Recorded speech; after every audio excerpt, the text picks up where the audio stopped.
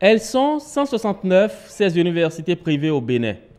Avec diverses fortunes, chacune d'elles intervient dans un secteur aussi sensible comme l'enseignement supérieur dont l'État en est le garant. Quand l'école est autorisée, c'est qu'il est autorisé à exister. Et s'il a l'acte de création, il faut maintenant aussi l'acte d'ouverture. Parce que les écoles, n'est-ce pas, fonctionnent sous 3 régimes. Régime d'ouverture, régime d'agrément et régime d'homologation.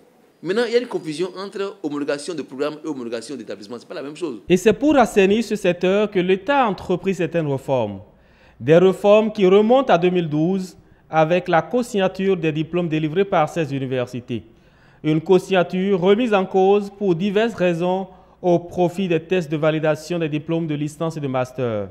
Et là réside la grogne de certains promoteurs d'universités privées. Dans les réformes qui sont engagées au niveau de l'enseignement supérieur, le point focal est d'organiser un examen national de licence et de master.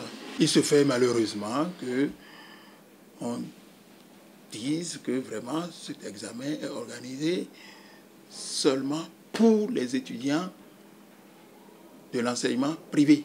L'enseignement supérieur est unique, mais exécuté par 2 branches. Il y a le sous-secteur privé et le sous-secteur public. On ne peut pas comprendre que, in fine, qu'on soumette ceux qui ont fait le secteur privé à un examen de licence ou de master pour leur délivrer des diplômes à valeur administrative qui n'auront aucun effet dans le cadre de la mobilité des étudiants. Ça veut dire quoi? Ça veut dire que si on fait ces diplômes-là et qu'on donne ces diplômes à ces étudiants-là, ils ne peuvent pas sortir du Bénin pour aller s'inscrire dans d'autres universités. Des arguments rejetés par d'autres promoteurs d'universités qui trouvent à travers ces réformes le salut du secteur privé de l'enseignement supérieur. S'il faut assainir, il faut supprimer ce qui se fait de mauvais, les faux diplômes et la nature de la formation. Pour faire cela, nous avons 2 choses à faire valoir. L'échelle de valeur qui permettra de classer les établissements privés entre eux à l'issue d'un examen. Et deuxièmement, le sérieux que chacun met dans sa formation pour pouvoir suivre un certain label de qualité. Ce que nous faisons n'a changé en rien le principe du LMD. Et celui qui a ces 6 semestres et qui doit aller à l'étranger présentera les 6 semestres qui sont faits selon les UE du CAMES s'ils le veulent, ou de leur agrément béninois s'ils le veulent. Personne ne touche à ça.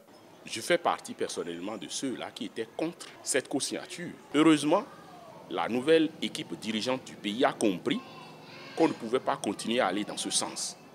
Parce que, attention, l'éducation est le secteur le plus sérieux qui assure le développement d'un pays. On peut tout détruire sauf le secteur de l'éducation. Si jamais nous permettons que n'importe qui vienne s'investir dans le secteur pour faire ce qu'il veut, ça serait désastreux pour notre pays parce que, imaginez, depuis que cette histoire de co-signature existe, mais les gens que nous formons, à qui nous donnons des diplômes co-signés, qui en réalité ne viennent même pas au cours, il y a des cas qui ont été dénoncés au ministère et que le ministère nous a fait part de certaines situations, n'est-ce pas? Ces gens-là seront les cadres positionnés à tel poste. Comment pourront-ils gérer ce qu'on leur a confié convenablement en fonction de leur spécialité? Je ne pense pas qu'on puisse gérer un pays dans l'à peu près. 3 organisations fêtières sur les 4 que compte ce secteur, ainsi que d'autres promoteurs non inscrits adhèrent à cette réforme. La seule, celle présidée par Marcelin Zanou, s'y oppose.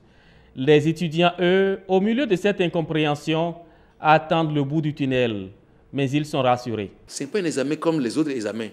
C'est un test de validation des diplômes. C'est-à-dire qu'on a changé de forme de validation des diplômes, tout simplement. L'organisation des examens nationaux de licence et de master pour les étudiants des établissements privés est donc irréversible. Une mesure transitoire pour remettre le secteur de l'enseignement supérieur dans les normes.